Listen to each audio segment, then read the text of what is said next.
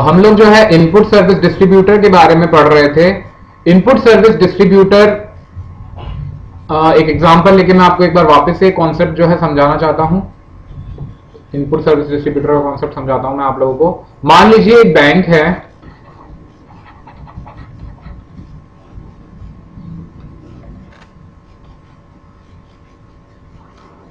Bank है, मान कोई भी बैंक ले लीजिए, पंजाब नेशनल बैंक।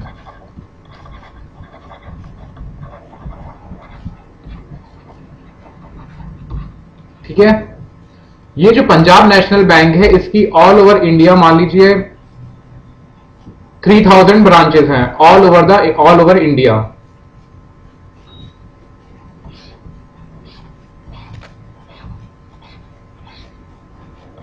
ब्रांचेस हैं। अब जो ब्रांचेस हैं ऑल ओवर द इंडिया, वहां से जो है सर्विस टैक्स लायबिलिटी क्रिएट होती है, because all the services are rendered from branch। Services जो है वो कहां से दी जाती हैं? ब्रांच से। तो सर्विस टैक्स लायबिलिटी कहां से क्रिएट हुई? ब्रांचेस से। आउटपुट की लायबिलिटी कहां से क्रिएट हुई? ब्रांचेस से। सो इनपुट पर जो सर्विस टैक्स लगेगा, इनपुट पर जो सर्विस टैक्स लगा उसका जो क्रेडिट है, लाइक फॉर एग्जांपल आपने जो ब्रांचेस है, ऑल ब्रांचेस जो हैं ऑडिटर की फीस पे करती हैं, तो ऑडिटर की फीस के ऊपर जो सर्विस टैक्स का पोर्शन था वो आपका इनपुट पर सर्विस टैक्स माना जाएगा। तो इसका जो क्रेडिट है जैसे कि ऑडिटर की फीस पे, तो इनपुट का क्रेडिट क्या हेड ऑफिस लेगा? हेड ऑफिस लेगा या कौन लेगा? ब्रांचेस लेंगी या हेड ऑफिस लेगा? तो हेड ऑफिस जो है, हेड ऑफिस तो क्रेडिट लेके क्या करेगा? Because all the services are rendered by branches. तो हेड ऑफिस जो यहां पर है ना, वो इनपुट सर्विस डिस्ट्रीब्यूटर के तौर पर काम करेगा। हेड ऑफिस क्या करेगा? इनपुट सर्विस डिस्ट्रीब्यूटर के तौर पर यहां पर काम करेगा, और ब्रांचेस को जो है सारा क्रेडिट जो है वो डिस्ट्रीब्यूट करेगा। ओके, सो इनपुट का क्रेडिट हेड ऑफिस ले लेगा और वो क्या करेगा? अपने आप को रजिस्टर करवाएगा, register as input service distributor, और सारा जो क्रेडिट है वो डिस्ट्रीब्यूट करेगा ब्रांचेस को। ठीक है, अगर मान लो कि सारी ब्रांचेस ने वो सर्विसेज जो हैं, मतलब देखिए ऑडिटर फीस है, हर एक ब्रांच जो है ऑडिटर की फीस दे रही है, तो ये जो इसके रिलेशन में जो क्रेडिट है वो सारी ब्रांचेस को मिल जाएगा, इक्वल। अगर ऑडिटर का सर्विस टैक्स हर ब्रांच बराबर दे रही है, तो सैनवेट क्रेडिट सारी ब्रांचेस को प्रोपोर्शनेटली बराबर मिल जाएगा। ठीक है, अब जो हेड ऑफिस जो है वो इनवॉइस बनाएगा, हेड ऑफिस इनवॉइस बनाएगा, और सारी जितनी भी डिटेल है क्रेडिट की, कितना किसको डिस्ट्रीब्यूट करना है, अगर 500 दे रहे तो मान लो कि 5 ब्रांचेस हैं और 5 वो दे रही है सर्विस, तो 5 में डिस्ट्रीब्यूट करेंगे। ठीक है,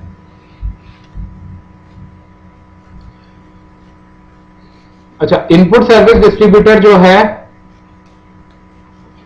लास्ट ईयर का जो टर्नओवर है ना, लास्ट ईयर का टर्नओवर, उसके बेस पर, लास्ट ईयर का टर्नओवर के बेस पर प्रपोर्शन करेगा। अगर प्रपोर्शन करना पड़ रहा है इनपुट सर्विस डिस्ट्रीब्यूटर को क्रेडिट डिस्ट्रीब्यूट करने के लिए, तो जो लास्ट ईयर का कॉरस्पॉन्डिंग टर्नओवर था ना, उसके बेसिस के ऊपर प्रपोर्शन किया जाएगा। ठीक है, और इनपुट सर्विस डिस्ट्रीब्यूटर की ये रिस्पॉन्सिबिलिटी है कि सारे के सारे वो रिकॉर्ड्स मेंटेन करें, मेंटेन ऑल द रिकॉर्ड्स। उसकी ये रिस्पॉन्सिबिलिटी है। उसको जो है सर्विस टैक्स के प्रोसीजर्स फॉलो करने हैं इनपुट सर्विस डिस्ट्रीब्यूटर को। He needs to follow the procedures of service tax. ठीक है,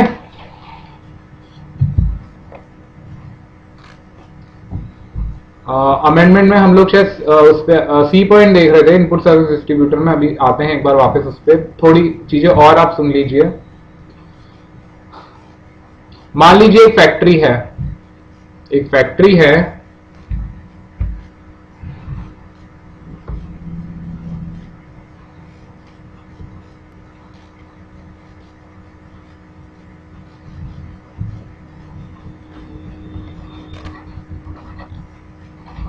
फैक्ट्री ए है, एक मैन्युफैक्चरर है, उसकी काफी सारी फैक्ट्रीज है, 10 फैक्ट्रीज है। फैक्ट्री ए के अंदर कोई मशीन रिपेयर होनी है, मशीन रिपेयर। ठीक है, तो इसका क्रेडिट क्या सब में डिस्ट्रीब्यूट किया जाएगा? No, because it is solely for the factory A. तो इसका जो क्रेडिट है वो केवल फैक्ट्री ए को ही दिया जाएगा। ऑडिटर तो हर ब्रांच पे होता है तो सबको दिया जाएगा।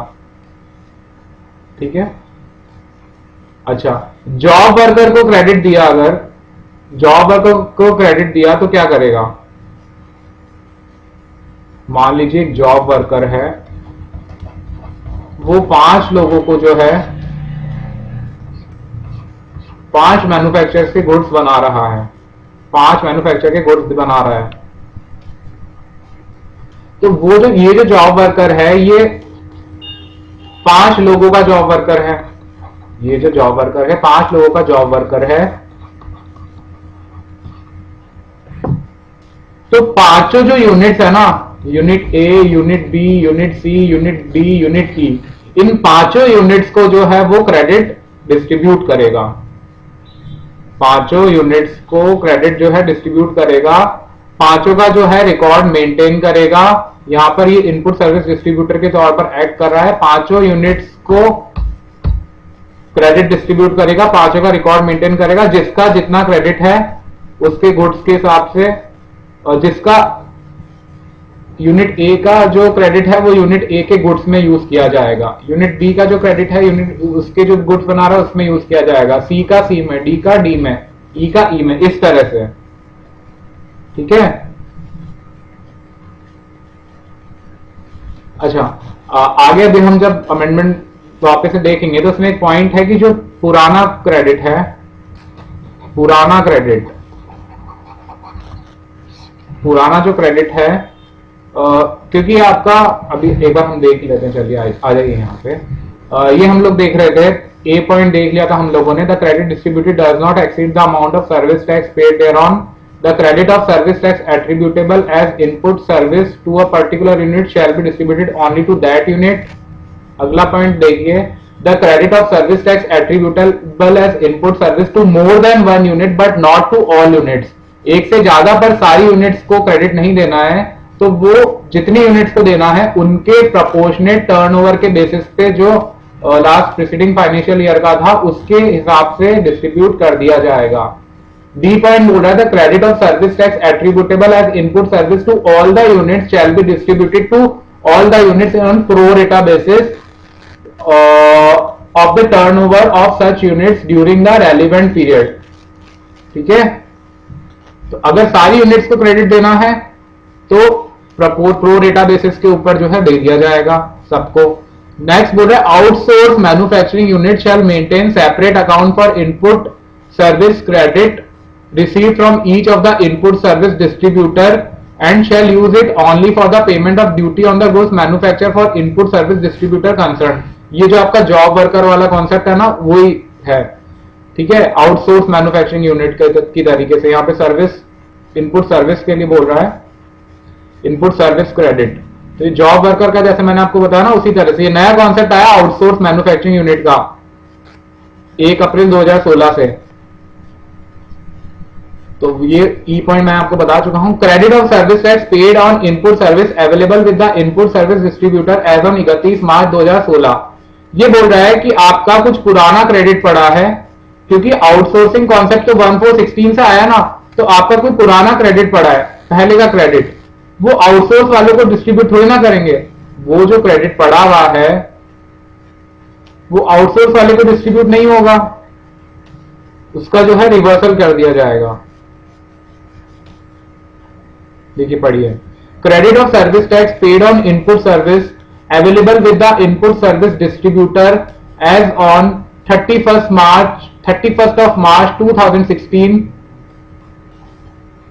shall not be transferred to any outsourced manufacturing unit and such credit shall be distributed amongst the units excluding the outsourced manufacturing units।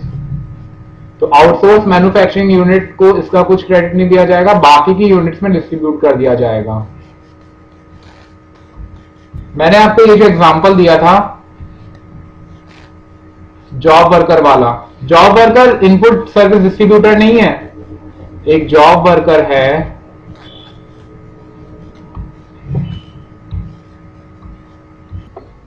ये जो मैंने आपको बताया था कि एक जॉब वर्कर है, 5 लोगों का जॉब वर्कर है, जॉब वर्कर है 5 लोगों का जॉब वर्कर है, ए बी सी डी ई। तो A B C D E जो है ना, ए बी सी डी ई ये है input service distributor, A B C D E जो है ये इनपुट सर्विस डिस्ट्रीब्यूटर है। जॉब वर्कर को क्रेडिट दिया, अगर जॉब वर्कर को क्रेडिट दिया तो क्या करेगा, तो वो जो जॉब वर्कर है 5 लोगों का जॉब वर्कर है, तो 5 यूनिट को डिस्ट्रीब्यूट किया जाएगा और 5 को जो है 5 का रिकॉर्ड जो है मेंटेन किया जाएगा, जिसका क्रेडिट है उसके गुड्स में यूज किया जाएगा। ठीक है ना। तो देखिए एक बार वापस आइए अमेंडमेंट नोट्स में, outsource manufacturing unit shall maintain separate account for input service credit receive from each of the input service distributor. तो A B C D E 5 input service distributor थे, 5 का जो है अलग से अकाउंट मेंटेन किया जाएगा। ठीक है, 5 से जितना जितना क्रेडिट मिल रहा है उतना उतना जो है उसका रिकॉर्ड जो है वो मेंटेन किया जाएगा। जॉब वर्कर है, आउटसोर्स मैन्युफैक्चरिंग यूनिट माना गया, एग्जांपल है ये। Outsource manufacturing unit like job worker shall maintain separate account for input service credit receive from each of the input service distributor and shall use it only for payment of duty on goods manufactured for the input service distributor concern. तो A से जो credit मिला है input service distributor से वो केवल ए के goods के लिए ही यूज किया जाएगा। बी से जो मिला है बी इनपुट सर्विस का क्रेडिट वो बी के उसके लिए यूज किया जाएगा। ठीक है, बी के गुड्स के लिए। सी से जो मिला है सी के लिए किया जाएगा, डी से मिला है डी के लिए और ई से जो मिला है वो ई के लिए।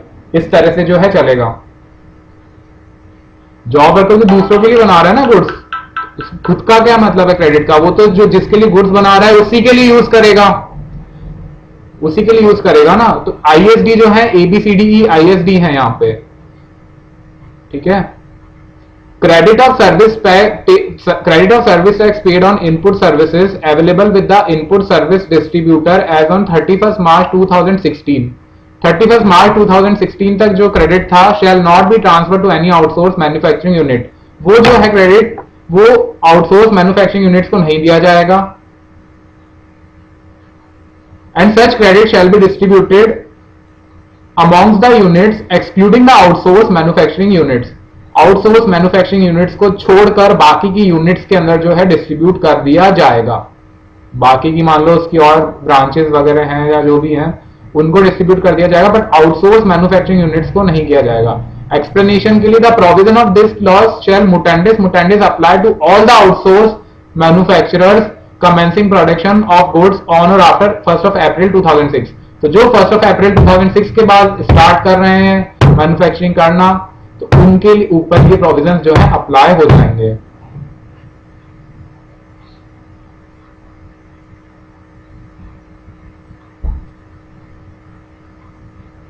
नेक्स्ट देखिए, provision of rule 6 shall apply to the units manufacturing goods और provider of output service and shall not apply to the input service distributor. Rule 6 पढ़ा था हमने, एडहॉक रिवर्सल या एक्चुअल रिवर्सल। तो ये बोल रहा है कि रूल 6 के जो प्रोविजन है वो किस पे अप्लाई करेंगे, to the units manufacturing goods और प्रोवाइडर ऑफ आउटपुट सर्विस। जो यूनिट्स गुड्स बना रही हैं उनके ऊपर। इनपुट सर्विस डिस्ट्रीब्यूटर के ऊपर नहीं अप्लाई करेंगे। जैसे ब्रांच है तो ब्रांचेस के ऊपर ही अप्लाई करेंगे, हेड ऑफिस के ऊपर नहीं करेंगे, बिकॉज काम सारा मैन्युफैक्चरिंग हो रही है ब्रांचेस पे। अगर अलग अलग फैक्ट्रीज है मान लीजिए, तो फैक्ट्री के ऊपर जो है रूल 6 अलग अलग जो यूनिट्स है उनके ऊपर अप्लाई करेगा। आगे एक्सप्लेनेशन दे रखा है, for the purpose of this rule unit includes the premises of a provider of output service. Unit का मतलब बता रहा है, यूनिट का क्या मतलब है, unit includes the premises of a provider of output service और the premises of a manufacturer including the factory whether registered or otherwise or the premises of an outsourced manufacturing units.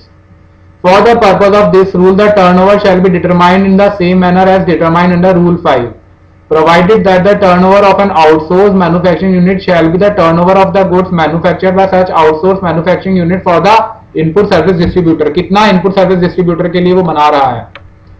For the purpose, explanation 3, for the purpose of this rule, relevant period shall be if the assessee has turnover in the preceding financial year. अगर turnover है तो जो जितना उसका turnover था वो preceding financial year में,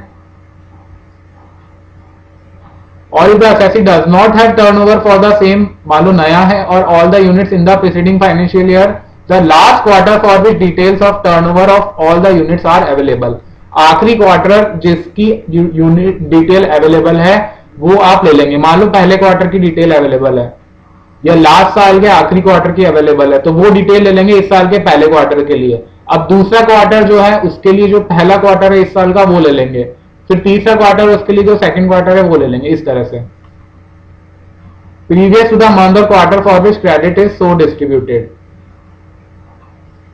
next बोल रहा है explanation 4, for the purpose of this rule outsource manufacturing unit means a job worker who is liable to pay duty on the value determined under Rule 10A of the Central Excise Determination of the Price of Excisable Goods Rules 2000 on the goods manufactured for the input service distributor or a manufacturer who manufactures goods for the input service distributor under a contract bearing the brand name of such input service distributor and is liable to pay duty on the value determined under Section 4A of the Excise Act.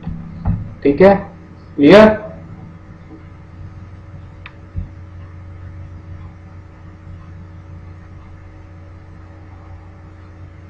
अच्छा, ये चीज एक चीज बताइए कि ad hoc और actual reversal जब होता है, तो रिवर्सल जब होता है तो क्या इनपुट सर्विस डिस्ट्रीब्यूटर रिवर्स करेगा या फिर जो यूनिट्स हैं वो रिवर्स करेंगी? इनपुट सर्विस डिस्ट्रीब्यूटर रिवर्स करेगा या यूनिट रिवर्स करेंगी? So the answer is that units will reverse. Unit जो है वो रिवर्सल करेंगी क्रेडिट का। आइए नेक्स्ट रूल देखते हैं, हमारा रूल नंबर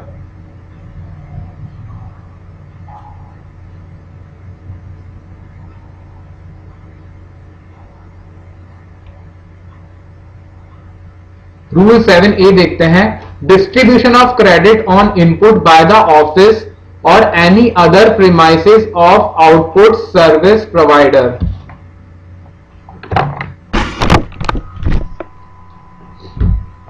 रूल 7A। अच्छा देख लीजिए, आपका सेंट्रलाइज बिलिंग वाला जो कॉन्सेप्ट है ना, उसके ऊपर ये जो है बोल रहा है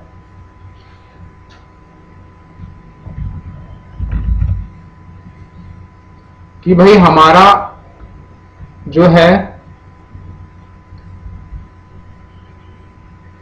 we have only registered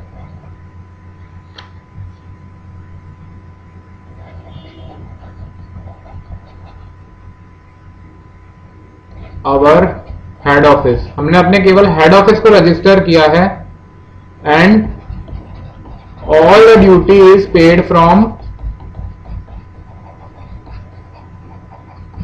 head office। ठीक है,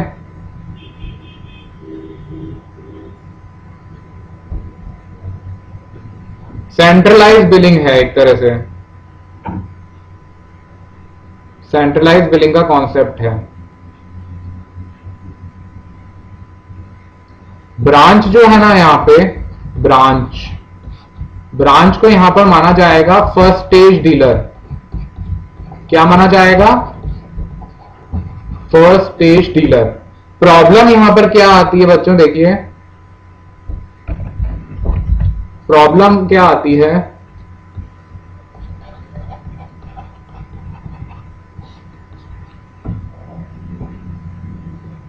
प्रॉब्लम ये आती है कि भाई एक पर्टिकुलर ब्रांच है, ब्रांच ए। अब ब्रांच ए के जितने भी बिल्स हैं, टेलीफोन बिल है, इलेक्ट्रिसिटी बिल है, वाटर बिल है, जितने भी बिल्स हैं उसके सारे के सारे बिल्स और इनवॉइस जो हैं वो ब्रांच पे जाएंगे। All invoices will go to branch, all the invoices will go to branch. But branches जो हैं वो क्रेडिट लेकर करेंगी क्या? ब्रांचेस क्या करेंगी क्रेडिट लेके? अगर ड्यूटी जो है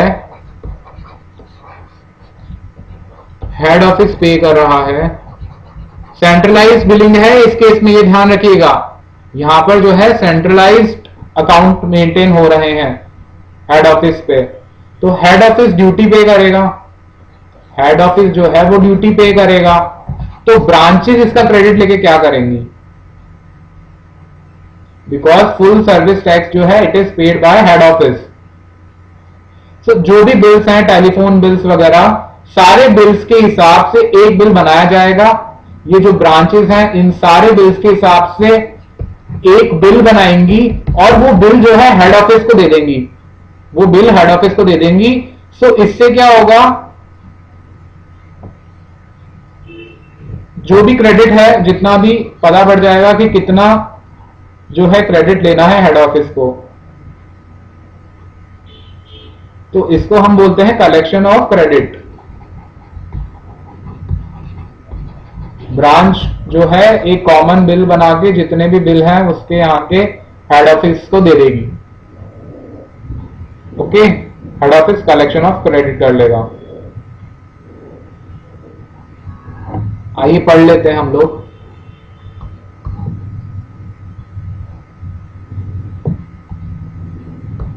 Rule 7A, distribution of credit on inputs by the office or any other premises of output service provider. Distribution of credit on input by the office or any other premises of output service provider. A provider of output service shall be allowed to take the credit on input and capital goods received on the basis of an invoice or a bill or a challan issued by an office or premises of the said provider of output service which receives invoices। जो मैंने आपको बताया कि भाई branch और head office का case है, which receives invoices issued in terms of the provisions of the Central Excise Rules 2002 towards the purchase of input and capital goods. The provisions of these rules or any other rules made under the Central Excise Act 1944 as made applicable to a first stage dealer or a second stage dealer shall mutandis apply to such office or premises।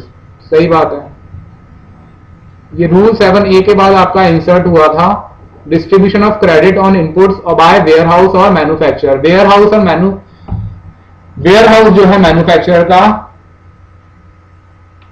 उसने कुछ inputs use किए हैं, उनका credit कैसे distribute होगा? तो ये बोल रहा है मैन्युफैक्चरर हैविंग वन और more factories shall be allowed to take credit on input received under the cover of an invoice issued by a warehouse of the said manufacturer who receives the inputs under cover of documents specified under Rule 9 towards the purchase of such inputs.